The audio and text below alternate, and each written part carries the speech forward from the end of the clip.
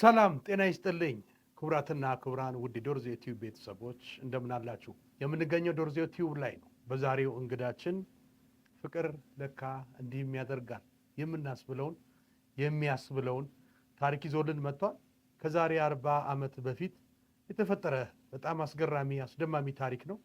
ዘንድሮ ላይ ደግሞ ስለ ፍቅር ስለ አፍቃሪዎች አንዳንድ ነገሮች በምንሰማ ሰዓት ፍቅር ያኔ ቀድሟል የምንልበት ጊዜ እናስታውሳልና ለራስ ሲቆርሱ አያሳንሱ በሚባለው ተረት ውስጥ አባባል ውስጥ ለሰውም ሲቆርሱ አያሳንሱ ይላል ባለ ታሪኩ። በጣም እጅግ ደስ የሚል የፍቅር ስብዕናን ያየንበት ነው። እንግዳችን ብርሃነ ተስፋዬ ከኛ ጋር ቆይታ ያደርጋል። ለሚዲያችን አዲስ የሆናችሁ ሰብስክራይብ በማድረግ ኮሜንት በመጻፍ ላይክ እና እንዲሁም ደግሞ ሼር በማድረግ ቪዲዮአችሁን እንድትጀምሩ ከወዲሁ እናሳስባለን። መልካም ጊዜ፣ መልካም ቆይታ። ብርሃነ እንኳን ደህና መጣ። እንኳን ደህና ቆየ። ደህና ነው ወይ? አለሁልህ። ሁሉ ሰላም? እግዚአብሔር ይመስገን። እሰይ። በጓደኛዬ ታሪክ ሲነገረኝ እውነቴን ነው የምልህ በጣም አሰብኩና ይሄን ታሪክ እንደው ሰው ቢሰማው ደስ የሚል ታሪክ ነው ብዬ አሰብኩኝ። ስደውልልህ እንደው ሀከሮችም ነው ሳትል ቅን ሆነ አነሳህልኝ። ለመምጣትም ፈቃደኛ ስለሆንክ በደንብ በእግዚአብሔር ስም አመሰግናለሁ።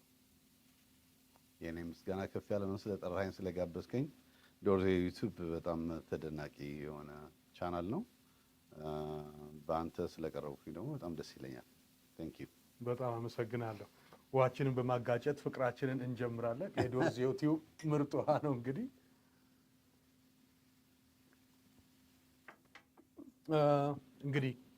እኔ ካስተዋወቅኩት በላይ ራስን ለተመልካች ብታስተዋውቅ ደግሞ ደስ ይለኛል። ወል እኔ ብርሃን እባላለሁ። የአራት ልጆች አባት ነኝ። ባለትዳር ነኝ። ኢትዮጵያዊ ነኝ። እዚህ አሜሪካ ከዛም በፊት ጀርመን ኖሬያለሁ እና እዚህ አገር ለብዙ ዘመናት ነው የቆየሁትኝ። በአገሬ አገልግዬ በሰራዊት ውስጥ ሰርቼ ደምቼ ነው የመጣሁት እና ይሄ ነው ስለኔ በጠቅለል ባለ መልኩ ማለት ነው። ዋው! በእርግጥ እንፍታው ቢባል ብዙ ነው። ወደ ባለ ጊዜ እንመጣበታለን ብዬ ነው። የስንት ዓመት ዕድሜ ባለጸጋ ነህ? ዕድሜን አንስተን ወደ ጨዋታው ለመምጣት አመቺ ነው ብዬ ስላሰብኩኝ ነውና እኔ አሁን 65 ዓመት ሆነኛል። ምን 65? አዎ። ደስ ይላል። በአሁን ጊዜ እኮ እንደዚህ እድሜ እንደወረደ አይነገርምና ፈርቅ ይያዛል ይባላል። የሆነ እድሜ ይያዛልና በእርግጥ በዚህ ጊዜ ላለው ይጨምራል የሚባልበትና እድሜ በበዛ ቁጥር ውሸት፣ ይሄ አንዳንድ አላስፈላጊ ነገሮች የሚቀሩ ስለሆኑ ከላይ ከውስጥ የሚወልቁ ናቸውና በጣም የሚገርም አቋም ላይ ነው ያለው። 65 ዓመት አትመስልም በእኔ። በጣም ክብር ይስጥልኝ። አመሰግናለሁ። ለእኔም አይመስለኝም። በእውነት እናውራ ከተባለ አይመስልም። ቁጥሩ ያው እንዳለ አውቀዋለሁ፣ ግን እኔ 65 ሳያቸው የደከሙ ሰዎች ናቸው። ስለዚህ የእኔ ታናሾችም አንዳንዶቹ በጣም ደከም ብለው ምናምን ነገር ሲነሱ ቁጭ ሲሉ የሚያሳዩት አክት ይታየኛል። እኔ ግን ያው እሮጣለሁ፣ ከልጆቼ ጋር እጫወታለሁ። ጨዋታ የሚያስፈልጋቸው ልጆች ናቸው ያሉኝ 4 እና 5። ስለዚህ የመጨረሻ ልጆች 4 እና 5 ናቸው። 4 እና 5 ናቸው። እንደገና ሌላ ልጅነት በጣም እግዚአብሔር ጸጋውን ሲባርክልህ በእንደዚህ ነው። በጣም በእውነት ብርሃን ላየህ ትላንት የሆነ ናሽናል ቲም እግር ኳስ ቡድን አቁመህ የሆነ ከወራት በኋላ አሰልጣኝ የሆንክ ነው የምትመስለውና ደስ የሚል ቁመና አለ። ቴንኪው፣ አመሰግናለሁ። ሚስጥሩ ግን ምንድነው ማለት እንችላለን? አይ ቲንክ ይሄ ተስፋ፣ እምነት እና ዋናው ደግሞ ፍቅር ነው። እኔ ሰው ከወደድኩኝ ራሴን ጥላለሁ እና ራሴን አስወግዳለሁ። ይሄ ይመስለኛል ሚስጥሩ። እንዴት ራሴን አስወግዳለሁ ማለት የራሴን ጥቅም ለኔ መቼኝ ምናምን የሚለውን ነገር አስወግዳለሁ። ያ ሆኖ ሳላገኘው ነው ዊዝድሮ የማደርገው እንጂ ያ ሆኖ ሳየው በጣም ደስ ይለኛል። ከሰው ጋር መዝለቅ ደስ ይለኛል። ለፍቅር ሟች ነው። በጣም የድሮ ጓደኛ አንድ የድሮ ጓደኛ ከ1000 አዲስ ጓደኞች ይበልጣል ይባላል። እኔ ድሮ ጓደኞቼን በጣም አጥብቄ ይይዛለሁ፣ ደውላለሁ። በዛ ላይ በቃ ትዝታው ሁልጊዜ የማይለቅ ነገር ከአእምሮዬ ውስጥ አስቀምጣለሁ፣ አረሳም ማለት ነው። ይሄ ይመስለኛል። እንግዲህ የድሮ ጓደኞቼ ይቅር በሉኝ፣ እኔም እንደ አዲስ እመጣለሁ። ተሞክሮ ነው እየወሰድኩ ያለው። ሚስጥሩ እሱ ነው ስላለ ነው። ምናልባት ከአመጋገብ ጋር የራሴ አመጋገብ ስታይል አለ። ይሄ እኔ በእውነት እውነትህን ነው። አመጋገብም ራሱ እንትን እላለሁ። ምክንያቱም በቤተሰቦቼ ያደኩት እኔ የገበሬ ልጅ ነኝ ሲጀምር ማለት ነው። ወላጆቼ የሚበሉት ጤና ያለው ምግብ ነው። ስለ ምግብ ተምሬያለሁ። ኩኪንግ ትምህርት ቤት ሄጃለሁ እና ፋስት ፉድ የሚባል ነገር ቤቴ ውስጥ የለም። ጃንክ ፉድ ምናምን ጃንክ የሚባል ኮካ የሚባል ስፕራይት ይሄ ምናምን ጁስ የሚባል ቤታችን ውስጥ አይኖርም። ይሄ ግን አስበነው የምናደርገው ነገር አይደለም። እቤት ውስጥ የሚሰራውን ነገር ባለቤቴ ኩክ የምታደርገው የሀገር ቤት እንጀራ፣ ወጥ፣ ቅባት ያልበዛው እንደዚህ ነው የምንበላው እና ቀን ጠዋት ጥሩ አድርጌ እበላለሁ። እዛ በኋላ ከሰዓት በኋላ ደግሞ ያለኝ ትንሽ ምናምን የቃመመስኩልና በቃ ማታ እራት አልበላም። ይሄ ነው። ግን ያው እንደዛም ሆኖ እዚህ ሀገር ስትሬስ ለብሉ በጣም ኃይለኛ ነው፣ ከባድ ነው፣ አይቻልም። ስለዚህ ይኸውና ብዙ ምትበላ ነው የሚመስለው ሰው። እውነትህን ነው። የሀገሩም ባህሪ ምግብን በጣም ልትመርጥበት ይገባል። ያው ከብዙ ከሚወራው ነገር አፍራቻ በጣም እውነት እናያለን ባጠገባችን። በጣም ደስ ይላል። እንግዲህ ቀሪው ጊዜን ደግሞ በእርግጠኝነት 80 ላይም ቁጭ ብለን እናወራለን በዚሁ ሰውነት ብዬ አስባለሁ። በእውነት አምናለሁ እኔ እንደዛ። አንተም እንደዚህ ትጠብቀኛለህ ብዬ ደግሞ ተስፋ አደርጋለሁ። እንዳታረጃ ደራ እንደዚህ ነኝ። ቤቢ ፌስ ነኝ እኔ። ቤቢ ፌስ ቆንጆ ነው። እሺ ቤቢ ፊያት የምትባል መኪና ነበረች። አዎ በሷ ነው የለመድኩት። ባይ ዘ ወይ 600 የምትባል አስመራ ከተማ በሷ ቼንቶ እንላታለን። በሷ ማጃጃ እየወረድን እየወጣን ገዛ እንዳጥልያን ምናምን ነገር ቁልቁለቱ እየወረድን እዛ ነው የተለማመድኩት መኪና።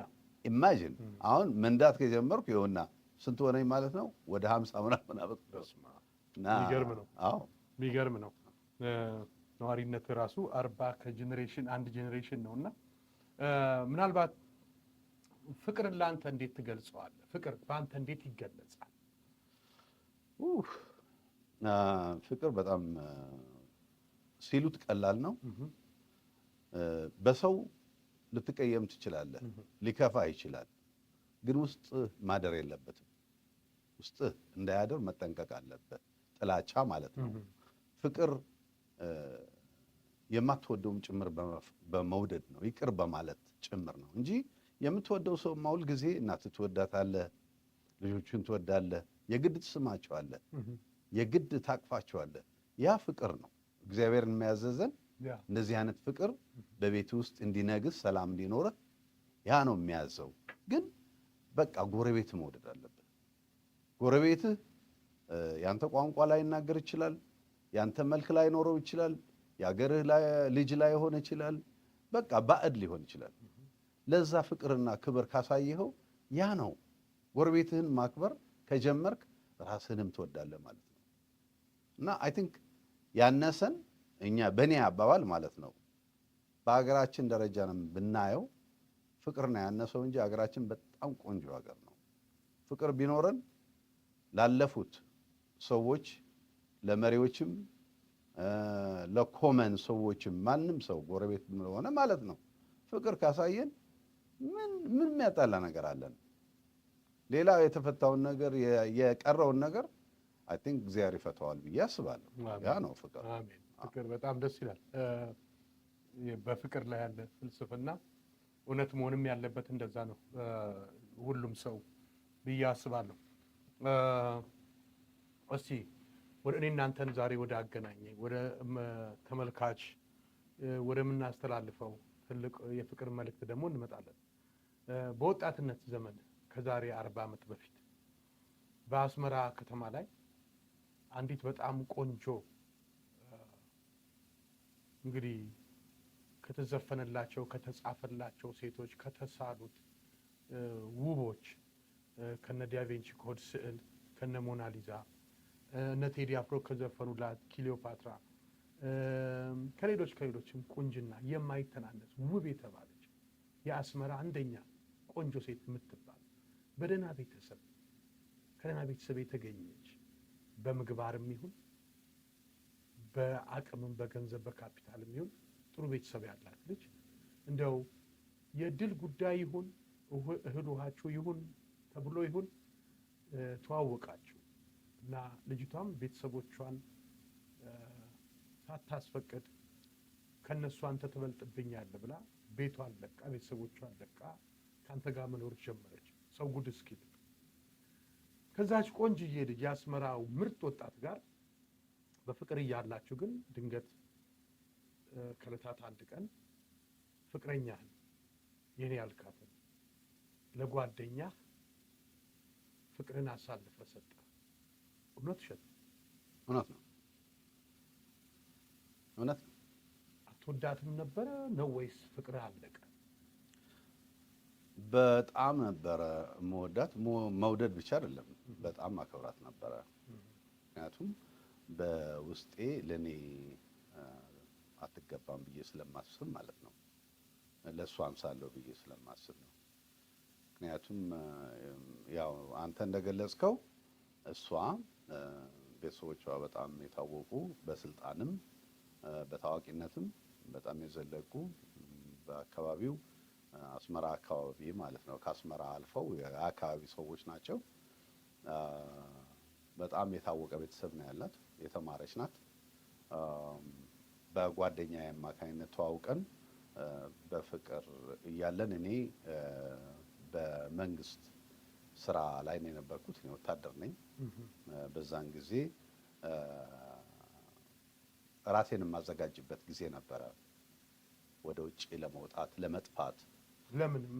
ምክንያቱም ምንድን ነው ያስጠፋ?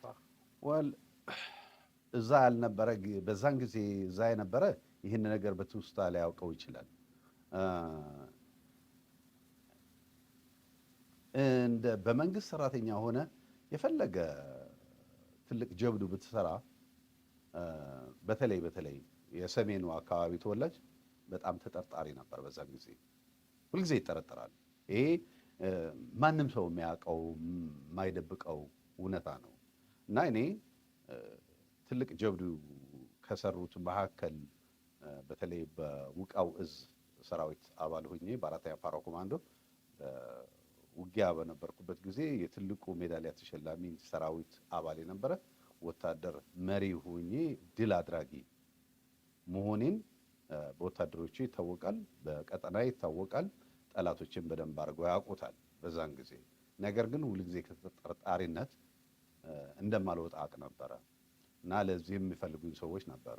በተለይ የወታደራዊ ደህንነትና የፖለቲካ ኃላፊዎች። በምን ጉዳይ ነው የሚፈልጉ? ዋል ያው እንዳልኩ የትራዲሽን የሆነ ይሄ ሰውዬ ሻዕቢያ ይረዳል የሚል ስሜት አላቸው። እኔ ግን አገሬን ወዳለሁ። ያው ምስክሬ ደግሞ ስራዬ ነው። በዚህ እያለን እኔ ደግሞ አስመራ ተመድቤ በምሰራበት ጊዜ ከዚች ከቆንጆ ልጅ ጋራ እየሰራው በውስጤ ግን ለመውጣት ከሀገሬ ለመውጣት በቃ ለመጥፋት ድንበር ጥሼ መውጣት አልፈለኩም። ምክንያቱም ከተያዝኩ የሚጠብቀኝ ሞት ነው። ከቆየው ደግሞ ያው የሚፈልጉኝ ሰዎች ነበር። በዛን ጊዜ የሚፈልጉም ሰዎች ለመግደል ነው። አዎ እኔን ለመግደል ነው፣ በቃ ለማስገደል። እስር ቤት ገብቼ ነበር። ስለዚህ በድንበርም ብትሄድ ሞትን ትፈራዋለህ። አዎ ከያዙ ደግሞ ከዛ ጋር ቆይተህ በውርደት መሞት ነው። ከሃዲ ተብለ ነው። ከሃዲ ተብሎ ደግሞ መሞት ሁለት ጊዜ መሞት ነው ለኔ። ስለዚህ የግድ የሆነ ሚንስ አግኝቼ ህጋዊ በሆነ በሚመስል ነገር ከሀገሬ ለመውጣት ፈልግ ነበር በዛን ጊዜ። ስለዚህ ያን ነገር እያመቻቸው ውስጥ ለውስጥ እያመቻቸው ነበር። ኦልሞስት ቅርብ ነበርኩ ማለት ነው። እቺ ልጅ በፍቅር በነበረችበት አብረን በምኖርበት ጊዜ የቤታችን ሆነን ለሷ ይሄንን ነገር ሚስጥሬ ስለሆነ በትንሹም ነግራት ነበር። ነገር ግን በመሃሉ የኔ ጓደኛ በጣም የምወደው በጣም የማከብረው እሱም ለዛ እንደዛ ስሜት አለው ብዬ የማስብ ውስጥ ለውስጥ እኔ ሳላውቅ ከሷ ጋራ እኔ ስራ በመውጣበት ጊዜ ከሷ ጋር ያወራ ነበር። ኦኬ። ስለ ፍቅር ነው ኦልሬዲ ፍቅር ጀምሯል። ፍቅር ጀምሯል ማለት ምንድነው? ብዙ ነው ብልሃቱ። ምክንያቱም ሰረቀች ማለት ነው። እቺ ልጅ እንደዛ አይነት ሰው አይደለችም። እና ግን የሆነ ነገር ነገራት። እኔ እሱ ነገ ሊሞት ይችላል፣ ወታደር ነው፣ ለትዳር አይሆንሽም። እኔ ግን በቃ እሺ ካልሽኝ አገባሻለሁ አላት። እሷ ስትፈራ ስትተባ እንግዲህ ለኔ ይሄንን ነገር ነገረች። ምን ብላ ነገረች? ከሱ ጋር ልጋባለች ወይስ? አይደለም፣ እንደዛ አይደለም አባባሏ። ለኔ ነገረችኝ። እንዴት ነው? አይ እንደዚህ እንደዚህ ሊሆን ይችላል፣ አንተም ልትወጣ ትችላለህ እንደነገርከኝ እና ከሀገር ከወጣ እኔ ማንን ይዤ ነው የምቀረው ስትለኝ በጣም ውስጤ በጣም በሐዘን ተደበላለቀ። እሷንም ይዤ መሄድ አልችልም፣ እኔ ደግሞ ቁጭ ብሎ መቆየት ደግሞ ሞት ነው የሚጠብቀኝ ማለት ነው። ስለዚህ የግድ እንደምንም መውጣት እንዳለብኝ ስለማቅ የሆነ ነገር አሰብኩኝ። ያሰብኩት ነገር ምንድነው? እሱን ፊት ለፊት መጠየቅ፣ ማውራት፣ ስለሷ ያለው ሐሳብ በትክክል ያገባት ነው ወይ ሊጫወትባት ነው ወይ ምናምን ብዬ ማስፈራራትም ጭምር ነው። ጓደኛ? አዎ፣ ማስፈራራት የምትችል አይነት ሰው አይደለም። ማፊያ ነው። የታወቀ በኢትዮጵያ የታወቀ ብዙ የተጻፈለት ሰው ነው። ስለሱ እንመለሳለን። አዎ። እና እኔ ግን ያው እሱንም ታጣቂ መሆኔን ያውቃል። መሳሪያ እንዳለኝ እሱ ብቻ ነው የሚያውቀው። እሷም ራሷ ይህን ነገር በኋላ ነው እንጂ የገባት ስለ እኔ ስራ ምን እንደምሰራ ምናምን ነገር አታውቅም ነበር። በኋላ እኔ ስም አልኩት፣ ጓደኛዬ ነህ፣ እወድሃለሁ፣ ከዚች እህታችን ጋር ስሟን መጥቀስ አልፈልግም፣ ምክንያቱም ክብሯን መቀነስ እንዳይመስል የሚል ስሟን ከመጥቀስ ለመቆጠብ ስለምፈልግ ነው፣ ይቅርታ። እና እንደዚህ ስለው አይ እኔ ለአንተ ማስተማመኛ እንዲሆን ከፈለግ አንተ ባለህበት በህግ አገባታለሁ አለ። ታገባታለህ? አዎ። እንግዲያውስ አንተ የምታገባት ከሆነ እኔ አንተ ሚዜ ሆናለሁ አልኩት። ሚዜው ሆንክ? አዎ። ሚስትን ዳርከው እንደገና ሚዜ ሆንከው? አዎ። ምክንያቱም ያው ውስጡ ምንድነው ውስጥህ የምትወስንበት ፖይንት አለ። እሷ እንዲከፋት አልፈልግም፣ እሷ እንድትወድቅ አልፈልግም። ምክንያቱም ቤተሰቦቿን ትልልቅ ቤተሰቦች ጥላ እኔ ጋር ነው ያለችው።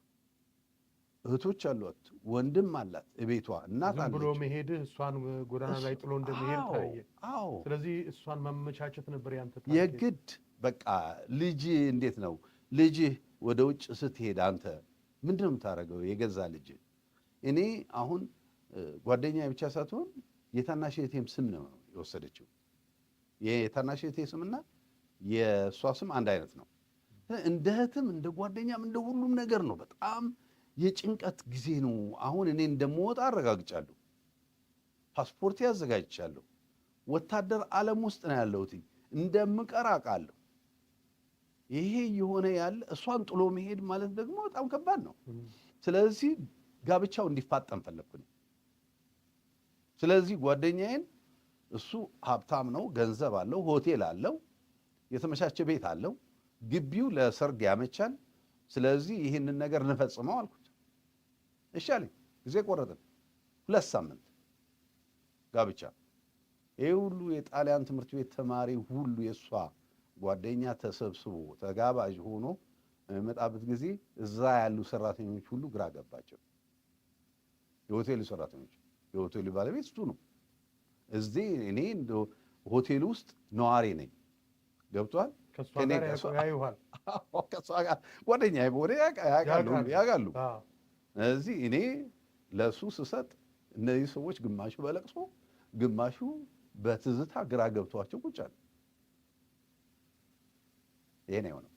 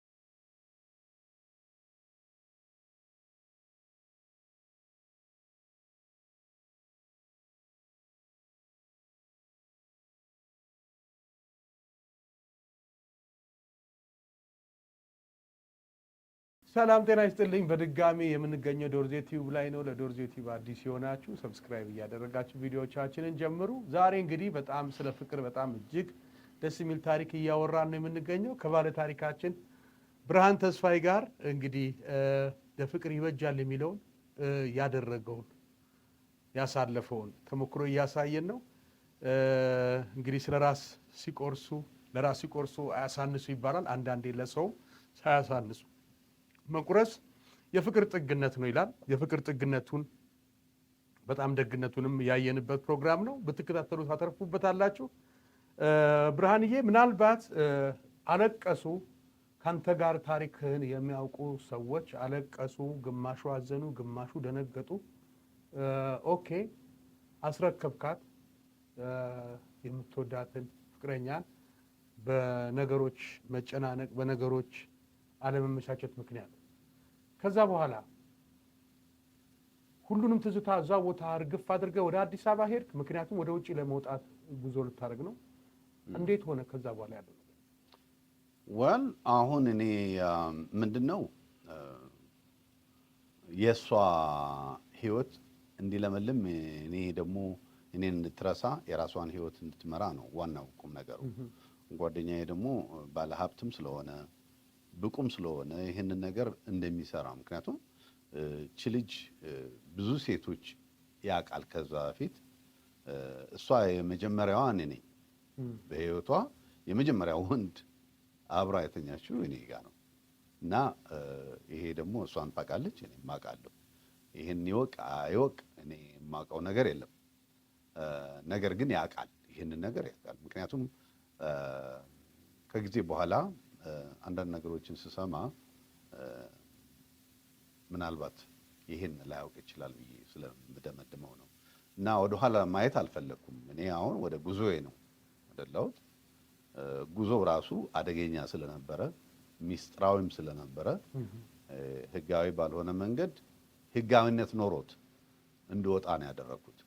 ህጋዊ ያልሆነ ህጋዊነት ኖሮት መታወቂያዬ በሌላ ሰው መታወቂያ ስም ማለት የኔ ማዕረግ ሻምበል፣ በዛን ጊዜ አዲስ ሻምበል ነኝ። ከመቶ አለቃ ወደ ሻምበልነት የዞርኩበት ጊዜ ነው። ግን መንግስት በማያውቀው አይነት መንገድ ነው የወጣሁት ማለት ነው። ስለዚህ ለትምህርት ተብዬ ስወጣ በሌላ በኩል ደግሞ ተዘጋጅቼ የነበረው ያው ለመቅረት ነው። ቅጣ በቃ ወጣ ከሀገር ወጣው። ከመውጣቴ በፊት ያው ለአንድ ሰው ብቻ ነው ይሄ መውጣቴንና ሚስጥር አካፍለዋለሁ ብዬ የተናገርኩት። ያው ታዋቂው አንጋፋው ኢትዮጵያ አርቲስት ጥላሁን ገሰሰ በችግሩ ጊዜ በደስታው ጊዜ ተዋውቀን ነበረ። ከጥላሁን ጋር በጣም ቅርብ ነበራችሁ? አዎ። እሱ በጣም መጥፎ ሰዓት ነበረ፣ ግን ከመጥፎ ወደ ደህና የተለወጠበት አንደኛ ክፍለ ጦር የነበረው እሱ። በዛን ጊዜ ጃልሜዳ እየሄድኩ ነበር የምጠይቀው። ምክንያቱም ጃልሜዳ ነበረ የነሱ የልምምድ ቦታ ወይም ደግሞ አንደኛ ክፍለ ጦር የክብር ዘበኛ ሙዚቃ እንትን የነበረው ማለት ነው። እና በዛን ጊዜ ግን ብሔራዊ ቲያትር የተደባለቀበት ጊዜ ነበረ። ብሔራዊ ቲያትር ተገናኘን እና ጥላሁን እኔ መውጣቴ ነው የሚሄደውም የሚቀጥለው እንደዚህ ቀን ብዬ ስነግረው እንግዲያውስ የማትመለስ ከሆነ ኮንታክት ከሌለህ እኔ ሰዎች የማውቃቸውን ልስጥ ብሎ 1-2 ስልክ ቁጥር ሰጠኝ። በቃ ወደ ኋላም አላየሁም። ያው ከሀገሬ ወጥቼ ወደ ፈረንሳይ ሀገር ከፈረንሳይ የተቀበሉኝ ሰዎች ነበሩ፣ የተዘጋጁ ሰዎች ማለት ነው። ፈረንሳይ ገባ? አዎ። ፈረንሳይ ስንት ዓመት ኖርክ?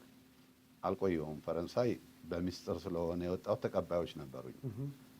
መጥተው ወደ ፈረንሳይ ያኔ ማታ ዲሰምበር ነበረ፣ ትዝ ይለኛል ቀኑ 1985 በፈረንጅ አቆጣጠር።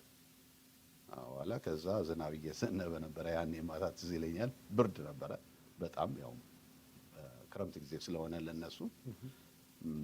ከዛ ተቀብለው ነው ወደ ጀርመን የወሰዱኝ። ዝቫይብሩክን የሚባል ከተማ ገባው። ማቃቸው ሰዎች ተገናኘው። እዛ ለብዙ ጊዜ ቆየው በሆቴሉ ባለቤት ቤት ማለት ነው። ጀርመን? አዎ። ምን ያህል ጊዜ ሆነ? ወደ 3 ወር ቆየው። 3 ወር በቃ እየተቀለብኩ ጥሩ ማድረግ ጥሩ ነው። ሰዎችን ረዳበት የነበረ ቤተሰብ የሆነ ሰው ተገናኘን። ተስፋዬ ሚካኤል የሚባል ህዝባዊ ብሩከን ባለትዳር ጀርመናዊ ባለቤት የነበረችው እና እሱ ጋር ቆየው። ከዛ በኋላ ተመልሸን ወደ ፍራንክፈርት ሄጄ የፖለቲካ ጥገኝነት የጠየቁ። ከዛም እንግዲህ ከፈረንሳይ ከቆይታ በኋላ አሜሪካን መጣ። ሞተህ ነበረ። ይሄ ነገር እንግዲህ ግር ሊላቸው እንደሚችል ተመልካቾቻችን ይገባኛል። ግን ውጪ በወጣ ፍቅርህን ለጓደኛ አሳልፈህ ሰጠህ። ከታላቁ አንጋፋው ከክቡር ዶክተር አርቲስት ጥላሁን ገሰሰ ጋር የጓደኝነታችሁን የልብ ልባችሁን አወራችሁ። ልሄድ ነው አልከው። ስትሄድ ግን ብዙ ነገር ኮንታክት እያደረገ ለአንተ መንገዶችን እያመቻቸ የሆነ ቦታ ደረስክ። ከ2 ዓመት በኋላ ግን ብርሃነ ሞተ። ማን ገደለው? ምን ተፈጠረ? በአሟሟት ዙሪያ ምን ሰማ? አሁን እኔ እንደሰማሁት ከሆነ ያው ከሰዎች ነው የሰማሁት ይሄን ነገር። በኋላ ያረጋገጥኩት ከ30 ዓመት ስልክ ደወል በኋላ ነው ይሄን ያረጋገጥኩት እንጂ አልመሰለኝም የነበረው። ከ30 ዓመት በኋላ የተደወልክ? አሜን። ከ30 ዓመት በኋላ ስልኳን አግኝቼ የጓደኛዬ በወቅቱ ጓደኛዬ የነበረችው ስልክ አግኝቼ ውጭ እንደምትኖር ካወቅኩ በኋላ ያለችበት ቦታ ፈልጌ ደውዬ ጣሊያን ሀገር ስንገናኝ ያው ነገሩ ተረጋገጠ። የገደለኝም ጓደኛዬ ነበረ። ያው የዳርከው ጓደኛ? አዎ። ሞቷል ብሎ ያረዳት እሱ ነው? አዎ። እንደወጣ በ2 ዓመት ውስጥ በቃ እሷ ብርሃኔ ስትለው አንዳንድ ነገር ስትጠይቀው ምናምን አልተመቸውም እና የግድ መግደል ነበረበት እኔን ኦልሞስት። ስለዚህ በስክሪፕት ተገደልኩ እና አለቀሰች፣ አዘነች እና መጨረሻ ላይ ግን ደውዬ እንዴት ነሽ? እኔ እንደዚህ ነኝ። እንዴት አድርጎ ሊሆን ይችላል? አንተ ነህ? አዎ። በኋላ የሞተው ብርሃን ነው የሚያወራት። አዎ። እንዴት ሆኖ ሊሆን ይችላል ማለት ትለኛለች። እኔ ምን ተፈጠረ የሚል እንትን እንደወጣሁ እኮ እንደዚህ ተብያለሁ አለችኝ። ሰውም ትንሽ ምናምን አውርቶኛል ስለዚህ ነገር፣ ግን አላመንኩም ነበረ። በእርግጥ ነግረዋታል ማለት ነው። ስለዚህ አለው እኔ ሁልጊዜ አስባለሁ ስለ አንቺ ደህንነት፣ ልጆች እንደወለድሽ 4 ልጆች እንደወለዳችሁ አውቃለሁ፣ እከታተላለሁ እና በሰላም እንደምትኖሩ አንዳንድ ጊዜም ደውል ነበረ እሱን ለማግኘት፣ ግን አያወራትም። እንዴት ናት ምናምን ብዬ ያው ጠይቀው ነበር ማለት ነው። ዋው! ስለዚህ በጣም የሚገርም ነው። የሆነ ኢንተረስትድ የሆነ ታሪክ ነው እየሰማን ያለ ነው ማለት። ከዳርከው በኋላ አንተ ከወጣ በኋላ አላረፈችም፣ ልቧ ብርሃን ጋር ነው። ስለዚህ ብርሃን ትለው ስለሌለ በአንድም ፍቅሩ እንዳይደፈርስ፣ በሁለትም ደግሞ ብርሃን የለምና ለእኔ ፍቅር ስጭኝ እኔ ነኝ ባልሽ የሚል ስሜት ተሰማው። ስለዚህ በሱ ነው ስክሪፕቱ የተደረሰው ማለት ነው። ብሌም አላረገውም ለዚህ ምንም።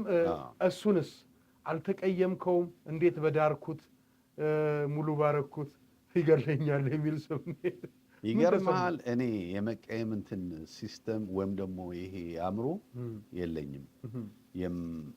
ደስ የማይለኝ ሰው ከተፈጠረ ከነስሙም ነው የምረሳው። ግን የምወደው ሰው ከሆነ ግን ሁልጊዜ አእምሮ ውስጥ ይኖራል። የቂም የሚባል ነገር ግን የለኝም። ለጊዜው በቃ የሆነ ንዴት ይኖራል። ነገር ግን እየዋለ እያደረ ግን ያ ነገር እንትን እየሆነ ነው፣ ስብሳይድ እየሆነ እየሰከነ ይሄዳል። በእኔ አእምሮ ማለት ነው። የቂም አይነት ሰው አይደለሁም። ጊዜም አላባክንም በዛ። ምክንያቱም አንተን ነው ቂም አንተን ነው የሚበላው። ምክንያቱም የምትቀየመው ሰው ይህን ነገር አያውቅም እንደምትቀየም፣ በአንተ አእምሮ ውስጥ ነው የሚኖረው ያ ቂም። ስለዚህ እግዚአብሔር ይህን አለመስጠቱ ለእኔ በጣም ነው አመሰግነው። ቂም የሚባል ነገር የለም። ስቲል አሁንም ቢሆን ጓደኛዬ ነው።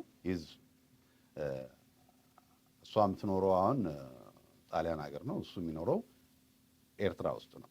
ኤርትራ ያው ደውዬ ሰላም የሆነ ጊዜ እኔ አጋጣሚ ሆነው ከጊዜው መሪ ከነበሩት ከአቶ ኃይለማርያም ደሳለኝ ጋር ኢትዮጵያ ገብቼ ወደ አስመራ የመጀመሪያ ተጓዥ ከነበሩት አንዱ ነው የነበረው።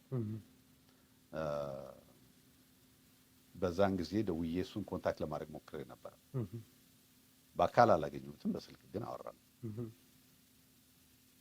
ዋው እቺን አነሳበት የሞትክበትን ነው በቃ ጭራሽ ረሳው። ይገርማል። እንዲህ አይነት መሞትህን የማታረጋግጠው አንተ ብቻ ነህ። ከባድ ነው። እንግዲህ ስለ ፍቅር እየተከፈለ ያለውን ነገር ነው እና ከዛ በኋላ እንዴት ነው አሁንስ ትደዋውላላችሁ? እስካሁን ድረስ መደዋወሉ እንዳለ ነው? እንደው ቤተሰብ ሆናችኋል? ኦልሬዲ እኛ በጓደኛ ነን። በጣም ጥሩ ጓደኞች አሉን በመካከላችን። ባይ ዘ ወይ አብረው አደግ የሆኑ ሰዎች አሉን የምናውቃቸው። ስለዚህ እኛ የሚያውቁ ማለት ነው። እነሱንም እደውላለሁ፣ ሪች አውት አደርጋለሁ፣ እሷንም እደውላለሁ። አንዳንድ ጊዜ አንዳንድ ሀዘን ሲኖር፣ ደስታ ሲኖር እናወራለን እና ጥሩ ሁኔታ ነው ያለችው። እኔም ጥሩ ሁኔታ ነው ያለሁት። ስለ እኔ ቤተሰብ እነግራታለሁ፣ ስለ ልጆቼ ያወራታለሁ። ስለ ልጆቿ በጣም ቆንጆ ልጆች አሏት። እኔ ደግሞ በጣም ጥሩ ልጆች አሉኝ። እኔ 4 ልጆች አሉኝ፣ እሷ 4 ልጆች አሏት። በጣም አሪፍ የሆነ እግዚአብሔር እስካሁን ድረስ ያዘለ በሙሉ ደስ ይላል። በቃ ሙልቶ ነው የሰጣችሁ እግዚአብሔርና ያ አንዳንዴ ፍቅር ደግነት መልሶ ይከፍላል ለራስ ይባል የለ። በጣም ደስ ይላል። እንደው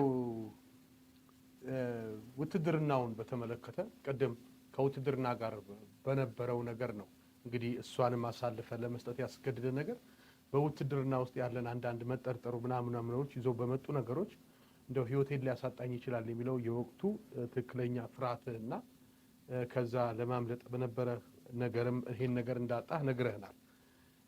ውትድርና እንደው በየትኛው ልጅ እንዳለህ ነው የሚሰማኝ እና ልጅ በነበርክበት እድሜ ውትድርና እንደተቀላቀልክ ይሰማኛል።